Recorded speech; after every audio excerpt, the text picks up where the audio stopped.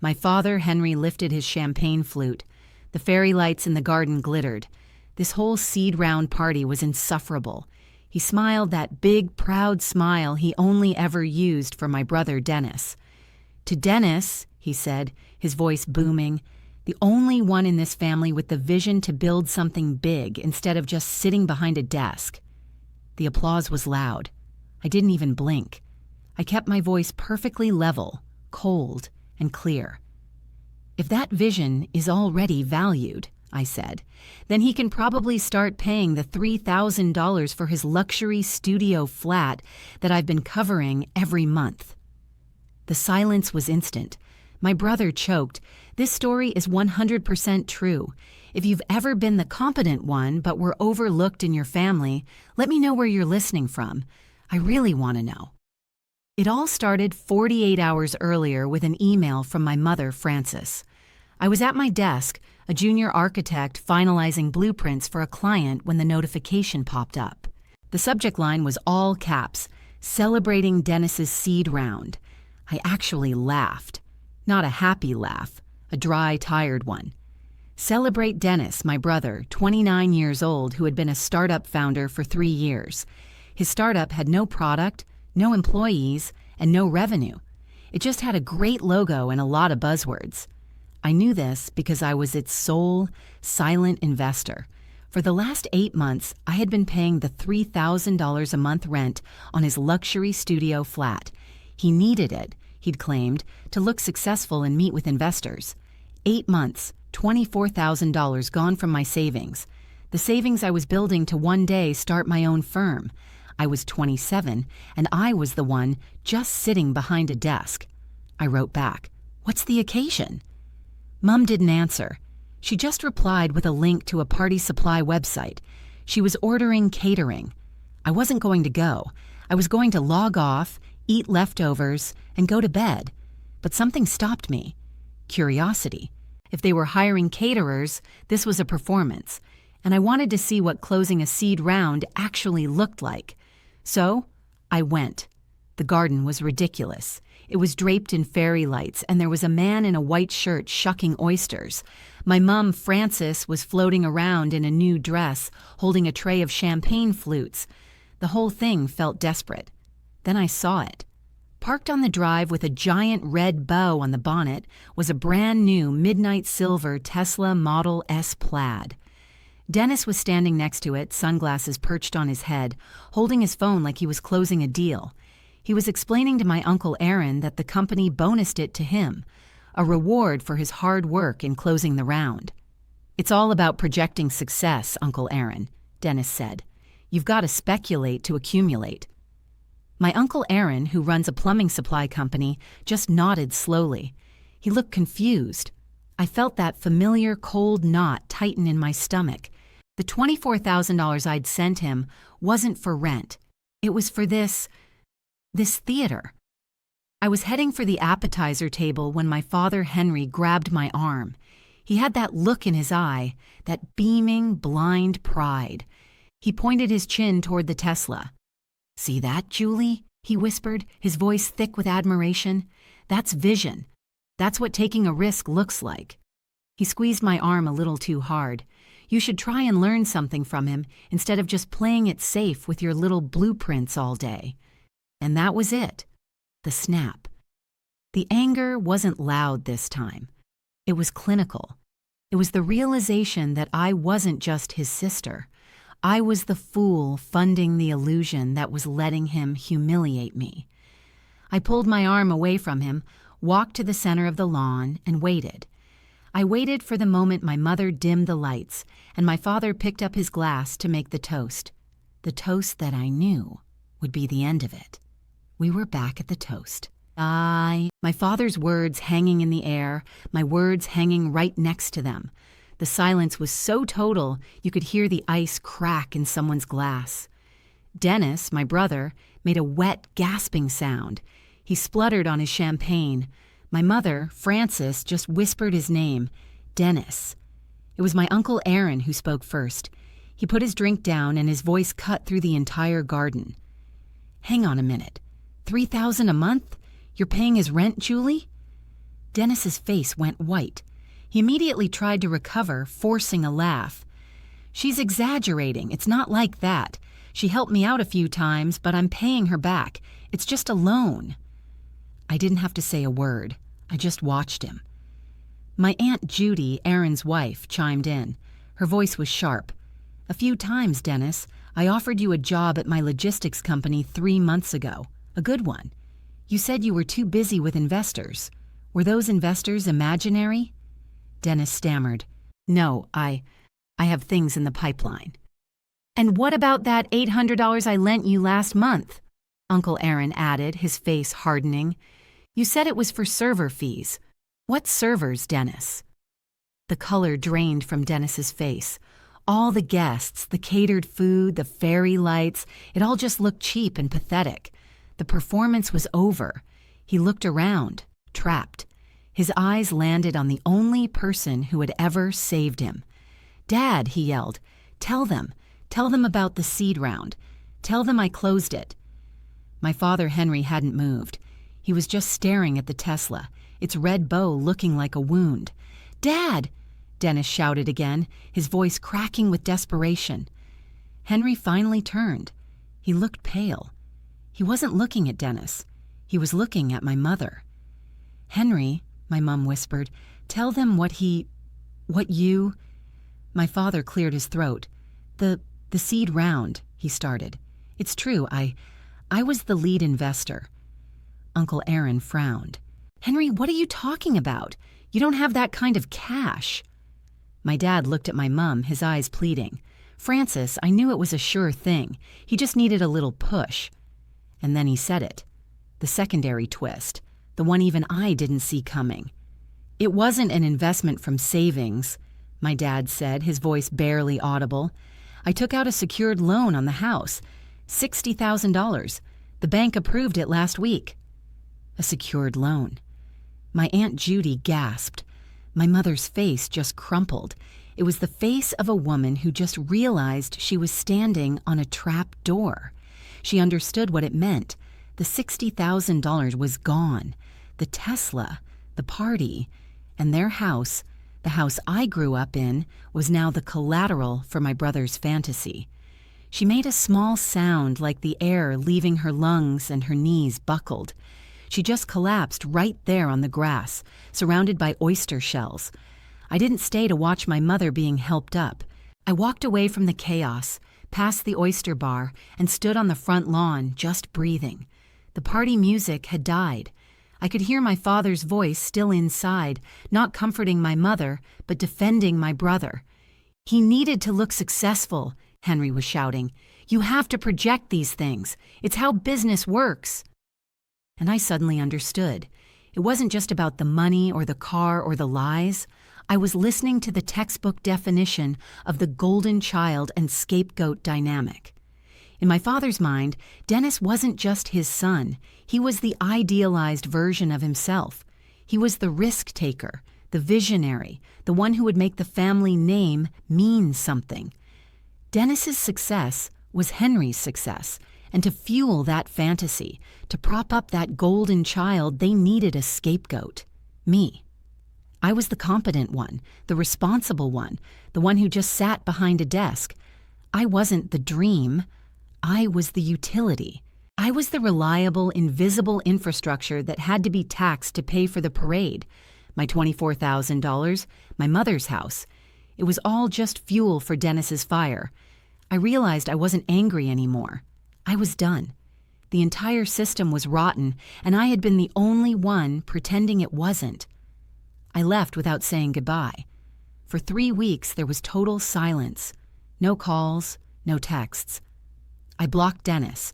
I didn't hear from my father. I just went to work, finalized my blueprints, and transferred my remaining savings to a new bank account. Then one Tuesday, my mother called. I didn't recognize the number, so I picked up. Her voice wasn't angry. It was worse. It was hollow. "Julie, he's drowning. We're all drowning." She laid it all out in a dead monotone. The bank had called. The first payment on the $60,000 loan was due, and of course, there was no money. It turned out Dennis had used $40,000 of that loan as the deposit on the Tesla. The one he said the company bonus to him, the other $20,000. Gone. Oysters, catering, a new wardrobe. The bank didn't care about vision. They wanted their payment or they would start repossession proceedings on their house. "He's disappeared," she whispered. "Dennis is gone. His phone is off. The Tesla is gone. Henry just sits in the garden staring at the drive." She finally broke, her voice cracking. "Please, Julie, you're the only one who can fix this. He's your brother. You have to do something." I waited for the familiar guilt, the twist in my stomach that had made me pay his rent for 8 months. But there was nothing, just clarity. "No," I said. It was quiet. I heard her take a breath. "What? What do you mean, no?" "I mean, no, I am not fixing this. This isn't a rough patch, Mum. This is an audit, and the books are finally being balanced." "Julie, we'll be homeless," she cried. "This is your family, your father." "I have to go, Mum," I said. And for the first time in my life, I hung up on her. A few nights later, there was a knock on my flat door. It was 2 a.m. I looked through the peephole and my blood ran cold. It was Dennis, but it wasn't the Dennis from the party. The expensive blazer was gone, replaced by a stained hoodie. His hair was matted and he had dark circles under his eyes. He looked broken. I opened the door. He didn't say anything. He just looked at me, his eyes hollow, and then he stumbled past me, walked into my kitchen, and just collapsed. He slid down the cabinets and sat on the floor, his head in his hands. He started to cry. Not loud sobs, but these awful, quiet, gasping breaths. "They're going to lose the house, Julie," he whispered into his palms. "It's all gone. The bank." I just stood there, leaning against the counter. I didn't move to comfort him. I felt nothing. "You did this," I said. It wasn't an accusation. It was a statement of fact. "I know," he choked out. "I know, I didn't know how to stop." He looked up at me, his face a mask of shame. He was just so proud. You know, Dad. For the first time ever, he was proud of me. He kept talking about my vision, my company. He laughed, a bitter, wet sound. What company? It was nothing. It was all fake. And there it was, the confession of the imposter. This wasn't just about laziness or greed. This was about a crippling, profound fear. My brother was so terrified of admitting he was a failure that he'd rather become a criminal. He'd rather burn down his own family's house than disappoint the one person who finally saw him as a star. It was just a logo, Julie," he whispered. "I paid a guy online $40 for it. There's no product. There's no investors. There's nothing." He was crying hard now. I used the rest of the loan money to make the first payment on the Tesla. I thought if I just looked the part for a little longer, someone would believe me. Someone would give me real money. I just needed more time. He looked at me, his eyes desperate. "Please, you're the only one who's smart. You can fix this. You can make a plan. I'll pay you back, I swear. Just help me. Save me, Julie, please." I looked at him, this hollow shell of a man on my kitchen floor, and I felt the last bit of my old, stupid compassion just evaporate. This wasn't a breakdown. It was a balance sheet. I didn't say a word. I just walked past him, went to my desk, and opened my laptop. The screen cast a cold white light across the dark room. I opened a new program, not my architecture software, a spreadsheet. "You're right, Dennis," I said, the clicking of the keys echoing in the silence. "I am going to make a plan." "I'm not saving you, Dennis," I said. He looked up from the floor, his face stricken. "What?" I turned the laptop screen toward him. The empty spreadsheet glowed in the dark. "I'm not saving you," I repeated, my voice flat. "I'm not a lifeboat. I'm an architect and you're a collapsed building. I'm giving you a blueprint to rebuild." This wasn't about compassion, it was about accounting. I started typing. "This is the real ledger," I said. "This is what's not fake." I listed the debts one by one. $24,000. That's my money. The money you used for your flat while I was saving for my own firm. $60,000. That's the loan. That's Mom and Dad's house. $800. That's to Uncle Aaron. And finally, I pulled up a quick search. The loan on the Tesla, which after the deposit is still, wow, a lot. He stared at the numbers. He looked like he was going to be sick. Julie, I can't. You don't have a choice, I said. This is the plan. Step 1. Tomorrow morning at 9 a.m., you are calling the Tesla dealership. You are selling the car back. You'll take a massive loss, but you'll do it. That money pays off the loan, all of it, before the bank seizes the house. That is non-negotiable. He just nodded, numb. Step 2, you are getting 3 jobs, not one startup job. 3 real ones, the kind where you get your hands dirty. I started typing again. Job 1, you're calling Uncle Aaron. You're begging him for that warehouse job you turned down, and you'll take whatever pay he gives you. Job 2, I have a friend who owns a cafe. She needs a dishwasher and a prep cook for the morning rush. You'll start Thursday. Job 3, the supermarket down the road is hiring for overnight stocking, midnight to 6 a.m. He looked at me, horrified. 3? Julie, I can't work 20 hours a day. You can, I said, my voice like ice. You're just used to other people working for you. I was working 60 hours a week at my firm to pay for your rent and save for my future. Now you will work to pay for your past. And so he did. The first week was brutal. He got the job at the warehouse. He started washing dishes. He started stocking shelves. His texts were pathetic. One night at 3 a.m., I got a picture of his hands, red and raw from the dishwater. My hands are blistering. I texted back one thing, keep going. A few days later, a text from the warehouse. I think I pulled a muscle in my back. Keep going. He was exhausted, miserable, and for the first time in his life, he was actually working. Then my father called. I'd been expecting it. He didn't say hello. You're being cruel, Julie, he hissed into the phone. You're trying to humiliate him.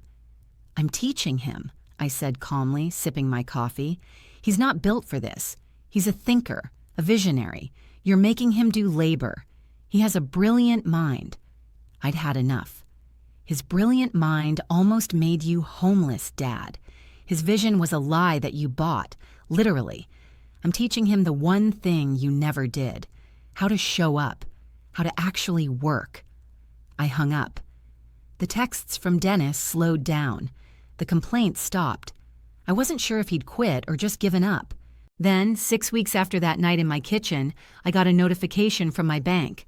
Deposit $1,200. I opened the app. The reference line just said, Payment 1, more coming. It wasn't just money, it was accounting. The real ledger was finally, slowly beginning to balance. The payments kept coming. $200, $600, $500 every single week without fail. He never texted me about it. I never texted him. It was just a transaction. It was accounting. Dennis kept all 3 jobs for almost 9 months. He sold the Tesla back to the dealership at a humiliating loss, but it was enough to pay off the $60,000 secured loan in one lump sum, saving my parents' house just weeks before the bank's final demand. He paid Uncle Aaron the $800. And then, almost exactly 1 year after the seed round party, I got a final notification, a deposit for $150. The note on it just said, paid in full. I opened my spreadsheet, the real ledger. I typed in the last payment and the cell at the bottom, the one that had glowed red with $24,000 for so long, turned a quiet, calm black. 0. I stared at that number for a long time. I thought I would feel triumph, or anger, or even relief. I didn't. I just felt quiet. I realized then what I had done. People think that love is shielding someone from the storm. They think it's being the umbrella, the coat, or the roof, absorbing the damage so the other person stays dry. That's what I used to think. But sometimes real love is trusting that they are strong enough to walk through the rain themselves. It's handing them back their own responsibility. You aren't giving up on them. You're giving them the chance to finally truly show up for themselves. I closed the laptop. A few weeks later, my mother called. Her voice was hesitant. We're having dinner on Sunday, Julie, just us. Dennis is cooking. I paused. Okay, I said. I'll be there. When I walked in, the house was quiet. No fairy lights, no catering. It smelled like roasted vegetables. Dennis was in the kitchen wearing an apron, chopping lettuce for a salad. He looked tired, older, but he looked solid. He wasn't performing. He just nodded at me. Hey, Julie. My father, Henry, was sitting at the table. He looked smaller than I remembered. Dinner was quiet. We just passed the salad bowl. We talked about my work. We talked about Dennis's plan to get a certification in logistics from the local college, starting in the autumn. At the end of the meal, my father stood up. He was holding a glass, but this time it was just water. He cleared his throat and his eyes were red. He looked at Dennis and then he looked at me. I want to make a toast, he said, his voice quiet. I was wrong. I spent my whole life chasing an idea, a vision. He looked at Dennis. And I'm proud of you, son, for the work you've done. Then he turned to me and he finally, really saw me. But I want to toast Julie, he said, his voice breaking. She had the real vision all along. It's not about what you pretend to build. It's about what you actually maintain. It's about the ledger. Thank you, Julie, for saving this entire family. If this story resonated with you, please share it. Maybe there's someone out there who needs to hear that sometimes letting go is the most powerful act of love there is.